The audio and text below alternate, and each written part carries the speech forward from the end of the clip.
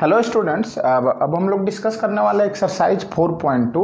हमने first second third जो ये क्वेश्चन है हमने पिछले वीडियो लेक्चर में कवर कर लिया था और इस वीडियो लेक्चर में हम लोग कवर करेंगे question number 4, 5th and 6। Okay, तो क्वेश्चन नंबर 4 कह रहा है कि find two consecutive positive integer sum of whose square is 365। Okay, चलिए इस वीडियो लेक्चर को हम लोग स्टार्ट करते हैं।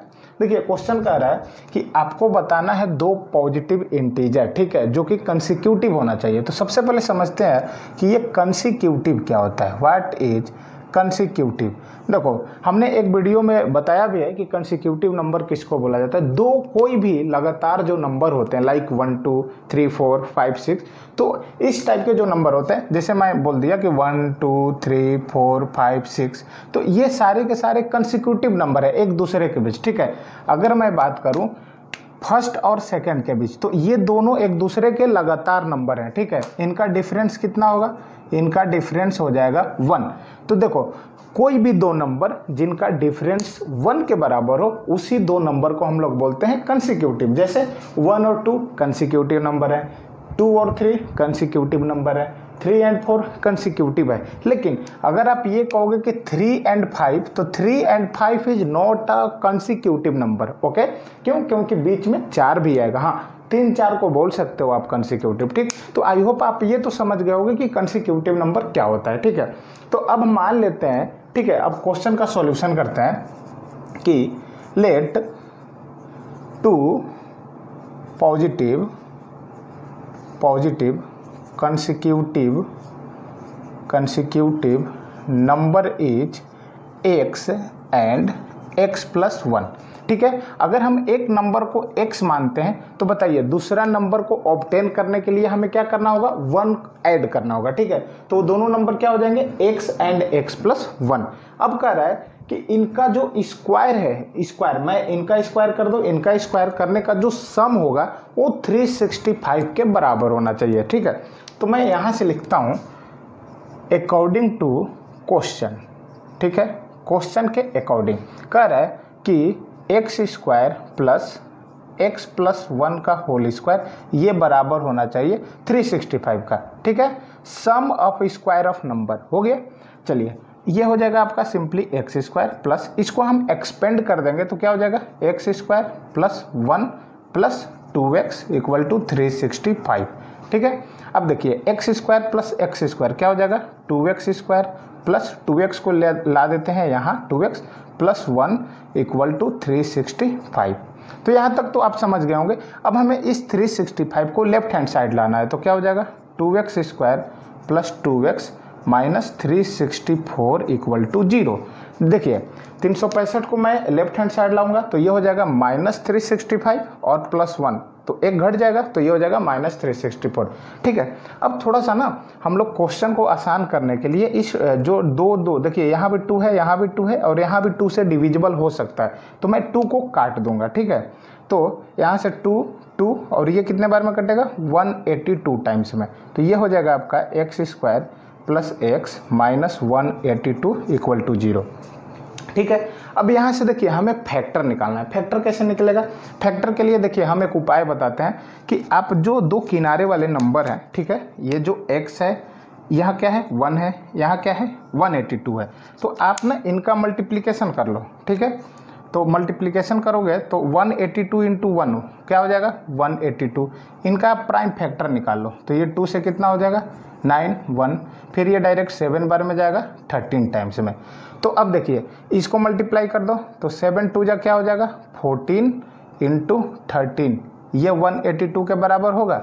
लेकिन हमें लाना है x, तो बताइए इस x के जगह हम क्या लिख सकते हैं? 14x माइनस 13x, ठीक है। क्योंकि हमने बताया था कि मिडिल टर्म को इस तरीके से हम एक्सपेंड करते हैं, ठीक है, कि उसका जो मल्टीप्लिकेशन होना चाहिए वो दोनों किनारे वाले मल्टीप्लिकेशन के बराबर होना चाहिए, ठीक। तो मैं क्या लिख लूँगा? X square plus 14x minus 13x minus 182 equal to 0। तो यहाँ से हम x को कॉमन करते हैं तो ये हो जाएगा x प्लस 14 और यहाँ से माइनस 13 को कॉमन करते हैं तो ये हो जाएगा x प्लस 14 इक्वल टू 0, ठीक है। अब आ जाते हैं यहाँ तो अब बताइए यहाँ से इसमें क्या है, x प्लस 14 दोनों जगह है, तो यहाँ से हम x प्लस 14 को कर लेंगे कॉमन और क्या बच जाएगा, x minus 13। Okay, x minus 13 equal to 0। चलिए अब यहाँ से हम कंपेयर करते हैं बारी बारी। तो x प्लस 14 इक्वल टू 0, तो x की वैल्यू क्या आ जाएगी, माइनस 14, और यहाँ से x माइनस 13 इक्वल टू 0 करूँगा तो x की वैल्यू क्या मिल जाएगी, 13 मिल गया। ठीक है, तो यार देखो हमें दो तो वैल्यू मिल गई, एक मिला x इक्वल टू माइनस 14 और दूसरा मिला हमें x इक्वल टू 13।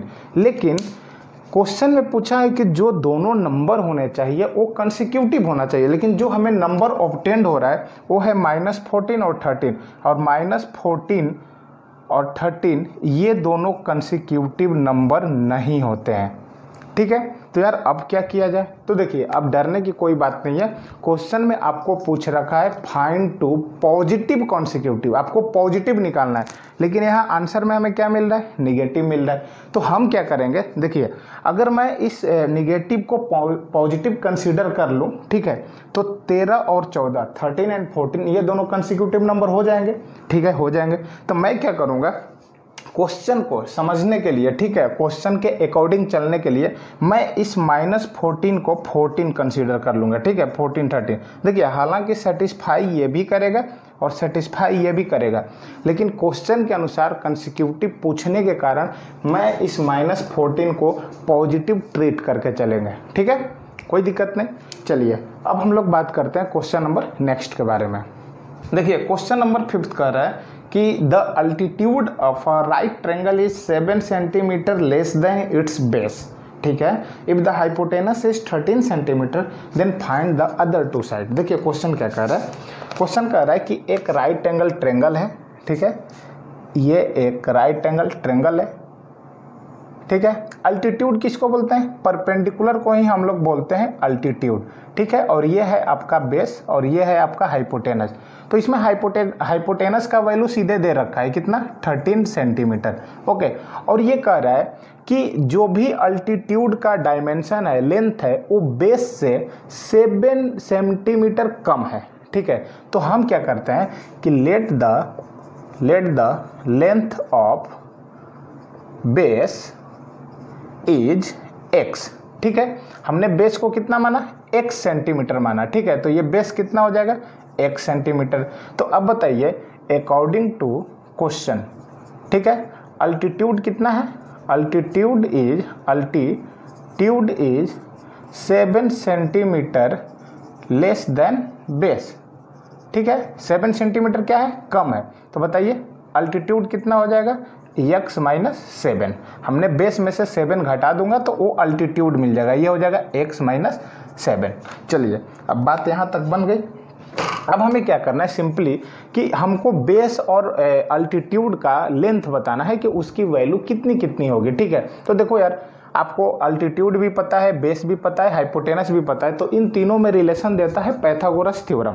ठीक है, तो चलिए हम पाइथागोरस थ्योरम के अकॉर्डिंग सॉल्व करेंगे।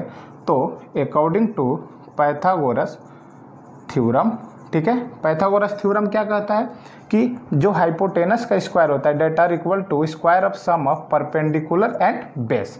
ठीक है, अब यहाँ से हाइपोटेनस है आपका 13 का स्क्वायर मैं कर लूँगा। परपेंडिकुलर कितना है, परपेंडिकुलर को ही बोलते हैं अल्टीट्यूड, ये हो जाएगा x माइनस 7 का होल स्क्वायर प्लस बेस है आपका x square simply. Okay, now expand this term. Okay, ये हो जाएगा x square plus 49 minus 14x plus x square. अब बताइए x square plus x square ये हो जाएगा 2x square minus 14x plus 49 equal to 13 का स्क्वायर हो जाएगा आपका 169। ठीक है, यहाँ तक तो बात बन गई। अब थोड़ा ना हम लोग थोड़ा आसान के लिए इसको लेफ्ट हैंड इसको राइट हैंड कर देते हैं, क्योंकि हमेशा हम लोग वहीं देखे हैं। तो ये हो जाएगा 2x square minus 14x plus 49 equal to 169। अब 169 को जो बेचारा बच्चा है अकेले, इसको भी लेफ्ट हैंड साइड ला दो, सबको मिलजुल कर रखो। ठीक है, तो ये हो जाएगा 2x square minus 14x plus 49 minus 169 equal to 0। ठीक है, अब इनका सब्ट्रैक्शन लेना है, आ जाइए यहाँ। ठीक है, तो ये हो जाएगा, यहाँ ही एक बार देख लेते हैं। तो ये हो जाएगा 2x square minus 14 minus 14x अब देखिए 9 माइनस 9 ये हो जाएगा आपका 0 और 6 माइनस 4 ये हो जाएगा 2, ये बच जाएगा 1, तो ये -120 इक्वल टू 0। तो ये हमें इक्वेशन यहाँ तक तो मिल गया। इक्वेशन क्या मिला? 2x square minus 14x minus 120 equal to 0। अब हमें सिंपली क्या करना है, यहाँ से क्वाड्रेटिक इक्वेशन हमने बना लिया है। अब सिंपली हमें x की वैल्यू फाइंड करना है। वो कैसे करेंगे? फैक्टराइजेशन मेथड से। चलिए थोड़ा सा आसान करने के लिए यहाँ से 2 कॉमन ले लेते हैं। तो 2 को कॉमन ले लिए तो ये हो जाएगा x square minus 7x minus 60 equal to 0। 2 को भेज दो राइट हैंड साइड तो 0 हो जाएगा। x square minus 7x minus 60 equal to 0/2, 0 बटा समथिंग एंड मिलेगा क्या? नथिंग, 0 मिलेगा। ठीक है, तो ये हो जाएगा हमारा x square minus 7x minus 60 equal to 0। अब यहाँ से हमें -7x को करना है एक्सपेंशन इस तरीके से कि उनका मल्टीप्लिकेशन -60x स्क्वायर के बराबर हो, उनका एक्सपेंशन -60x स्क्वायर के बराबर हो। तो हम क्या लिख सकते हैं? -7x को लिख सकते हैं हम लोग -12x प्लस 5x। ठीक है, चलिए लिख भी लेते हैं। तो ये हो जाएगा x square minus 12x plus 5x minus 60 equal to 0। यहाँ से हम लोग x कॉमन करते हैं तो ये हो जाएगा x माइनस 12 और यहाँ से हम लोग कॉमन कर लेते हैं प्लस 5 को, ये हो जाएगा x माइनस 12 इक्वल टू 0। अब यहाँ पर x माइनस 12 यहाँ भी है, x माइनस 12 यहाँ भी है, तो यहाँ से भी कॉमन ले लेते हैं x माइनस 12 और ये बच जाएगा x प्लस 5 इक्वल टू 0। तो यहाँ से बताइए x की दो वैल्यू मिलेगी, एक मिलेगा x इक्वल टू 12 और एक मिलेगा x इक्वल टू -5 जब हम इक्वेट करेंगे। ठीक है, लेकिन यार यहाँ पर जो x क्या माने थे? हम बेस माने थे। x हम क्या माने थे? बेस को माने थे। अब बताओ यार कि कोई भी ट्रायंगल है उसका बेस है तो उसका कोई ना कोई लेंथ होगा। ठीक है, तो आप बताओ कि जब आप उस लेंथ को मेजर करने जाओगे तो क्या आपको वो वैल्यू निगेटिव में मिलेगी? बिल्कुल नहीं मिलेगी, क्योंकि यार आप जो भी मेजरमेंट लेते हो ना, that are in positive. Okay, तो यहाँ पर जो आपको 2 वैल्यू मिला है, एक मिला है x इक्वल टू 12, एक मिला है x इक्वल टू -5, तो आप निगेटिव को कंसीडर नहीं करोगे। ठीक है, क्योंकि जो लेंथ होता है that cannot be negative. Okay, तो हम x इक्वल टू 12 को कंसीडर करेंगे। तो बताइए x की वैल्यू कितनी मिल गई? हमें 12 मिल गई। तो बताइए यहाँ से बेस कितना हो गया? बेस ही था x और वैल्यू कितनी है? 12। तो उस हिसाब से अल्टीट्यूड कितना हो जाएगा? बताइए, ये हो जाएगा x माइनस 7, तो ये हो जाएगा 12 माइनस 7 इक्वल टू 5 सेंटीमीटर, और ये है सेंटीमीटर। ठीक है, तो बताइए यहाँ से हमें बेस मिला 12 सेंटीमीटर और अल्टीट्यूड मिला 5 सेंटीमीटर। तो यार समझ में आ गया होगा। ठीक है, और लास्ट क्वेश्चन है इस एक्सरसाइज का। ठीक है, वो भी हम लोग डील कर लेते हैं, तब तक इन सारी चीज़ों को हटा लेते हैं।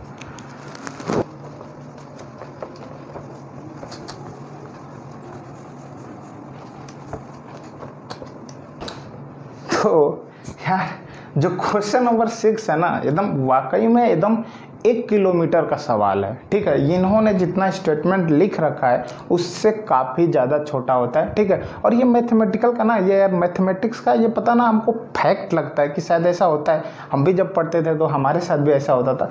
जो क्वेश्चन ना मैथमेटिक्स का जितना बड़े में लिखा हो ना, तो समझो कि उसका सॉल्यूशन एकदम इतू सा है, एकदम थोड़ू सा है। ठीक है, देखो क्वेश्चन क्या करे, पढ़ने में भी 1 घंटा हमें लगेगा। क्वेश्चन है कि a cottage industry produce a certain number of poetry article in a day. ठीक है, समझ रहे हैं? It was observe on a particular day that the cost of production of each article in rupees was 3 more than twice the number of article produced in a day। अब question क्या पूछ रहा है? If the total cost of production on the day is Rs 90, then find the number of article produce. Question पूछ रहा है, देखिए question पूछ क्या रहा है? फाइंड करना है नंबर ऑफ, पहला है आपका number of article produce, okay, और दूसरा है कॉस्ट ऑफ ईच आर्टिकल। ठीक है, यही आपका क्वेश्चन है। ठीक है।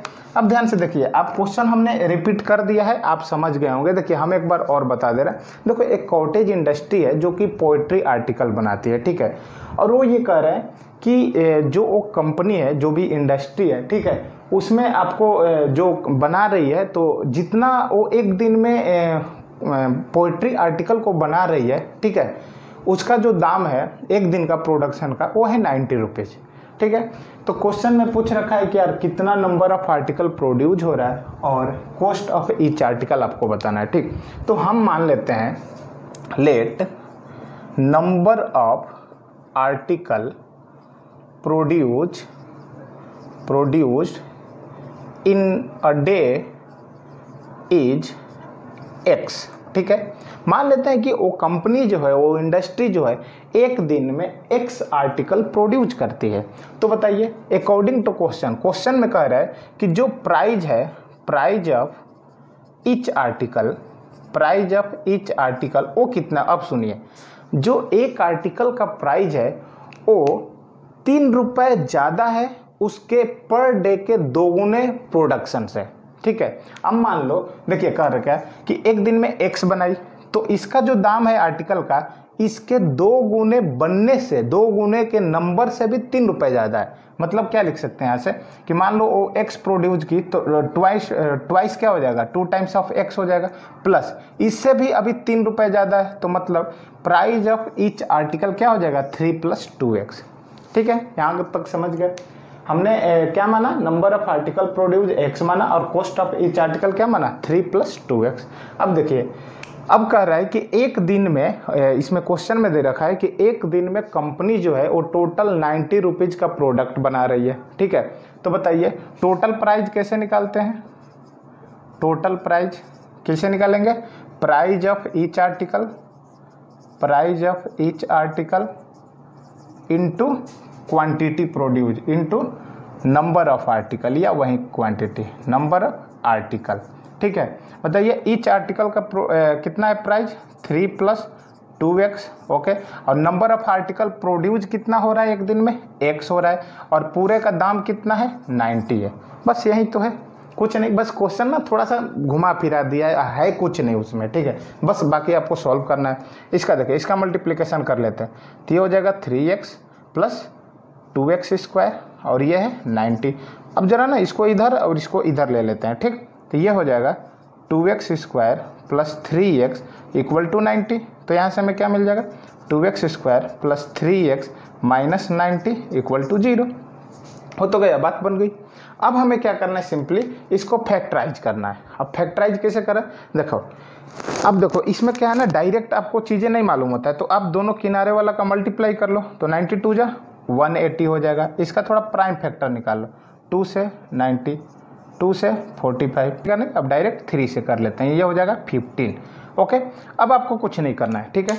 अब देखिए क्या करना है कि इन तीनों का आप मल्टीप्लिकेशन कर लीजिए, तो 3 × 2 = 6 और 6 × 2 = 12। तो इसका मतलब 12 × 15 जो होगा वो 180 के बराबर भी होगा। अब देखिए, ये वही दो नंबर हैं जिनका सब्ट्रैक्शन 3x देगा और मल्टीप्लिकेशन 180 के बराबर देगा। देखिए कैसे, अब मैं 3x को क्या एक्सपेंड करके लिख सकता हूँ, यहाँ देखिए, मैं 3x को लिख सकता हूँ 15x - 12x, और इनका मल्टीप्लिकेशन कितना देगा बताइए, 15 × 12 180 - 180 x², और यहाँ से क्या मिलेगा, -90 × 2x² - 180 x² मिलेगा ही मिलेगा। तो इसका मतलब हम सही हैं, ठीक है। तो इसके जगह हम क्या लिख सकते हैं, सिंपली क्या लिख सकते हैं, चलिए यहाँ आ जाते हैं, 2x² प्लस, ठीक है, ये हो जाएगा 15x - 12x - 90 = 0, ठीक है। यहाँ तक बात खत्म। अब यहाँ से हम लोग x को कॉमन कर लेते हैं, क्योंकि देखिए 2 कॉमन तो हो नहीं पाएगा, x कॉमन कर लेते हैं, तो ये हो जाएगा 2x प्लस, ओके, 15, और यहाँ से -12 को कॉमन कर लेते हैं, ठीक है। -12 कॉमन नहीं हो पाएगा, ओके, क्यों नहीं हो पाएगा, क्योंकि 12 90 से डिविजिबल नहीं है, ठीक है। तो यहाँ हम लोग कॉमन करते हैं -6, तो ये हो जाएगा आपका 2x, और ये हो जाएगा माइनस बाहर ले लिए हैं तो प्लस, और ये 90/6 कितना हो जाएगा 15, तो ये हो जाएगा आपका 15 = 0। अब देखिए 2x plus 15, 2x plus 15 common है, कॉमन कर ला, 2x प्लस 15 ओके कॉमन कर लिए। अब बच जाएगा क्या, x माइनस 6 इक्वल टू 0।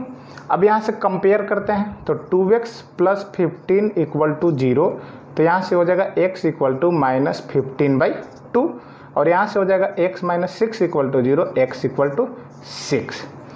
ठीक है, तो देखिए अब यहाँ आते हैं, हमने x क्या माना था, नंबर ऑफ आर्टिकल प्रोड्यूस। ठीक है, अब जरा ध्यान से देखिए, यहाँ जो हमें वैल्यू मिला है, एक मिला है माइनस 15/2, एक मिला है 6। कभी भी किसी चीज़ का प्रोडक्शन निगेटिव में होता है क्या, कि आज मैंने -2 रुपये कमाया, अरे कहाँ से कमाया भाई, माइनस कहाँ से आप कमा सकते हो, नहीं। तो हम लोग निगेटिव को कंसीडर नहीं करेंगे, हम लोग पॉजिटिव को लेंगे, x इक्वल टू 6। ठीक है, तो इसका मतलब कि जो कंपनी एक दिन में आर्टिकल बनाई है वो है टोटल 6। ठीक है, और बताइए, और प्राइस ऑफ ईच आर्टिकल निकालना है। ठीक है, नंबर ऑफ आर्टिकल प्रोड्यूस कितना हो गया 6, और कॉस्ट ऑफ ईच आर्टिकल कितना हो जाएगा 3 + 2x, x की वैल्यू आई 6, तो क्या हो जाएगा यहाँ से 3 + 2 × 6, तो ये हो जाएगा 3 + 12 इक्वल टू 15। मतलब कि एक आर्टिकल का दाम होगा 15 रुपये, और एक दिन में जो कंपनी बना रही है वो 6। देखिए टोटल प्रोडक्शन 90 हो गया कि नहीं, टोटल बना एक दिन में 6 और एक आर्टिकल का दाम है 15, तो 15 6 15 6 जो कितना हो जाएगा 90। तो इसका मतलब हम सही हैं। तो यार अब तक हमने एक्सरसाइज 4.2 को कंप्लीट कर लिया। ठीक है, अब हम लोग बढ़ेंगे मेथड फॉर कंप्लीटिंग स्क्वायर। ठीक है, अब हम लोग क्वाड्रेटिक इक्वेशन का रूट्स निकालने का एक नया मेथड सीखेंगे bye completing square method. Okay, तो आई होप आपको ये लेक्चर काफ़ी अच्छा लगा होगा, यार वीडियो अच्छा लगा होगा तो लाइक और चैनल को सब्सक्राइब। ओके, मिलते हैं नेक्स्ट वीडियो में।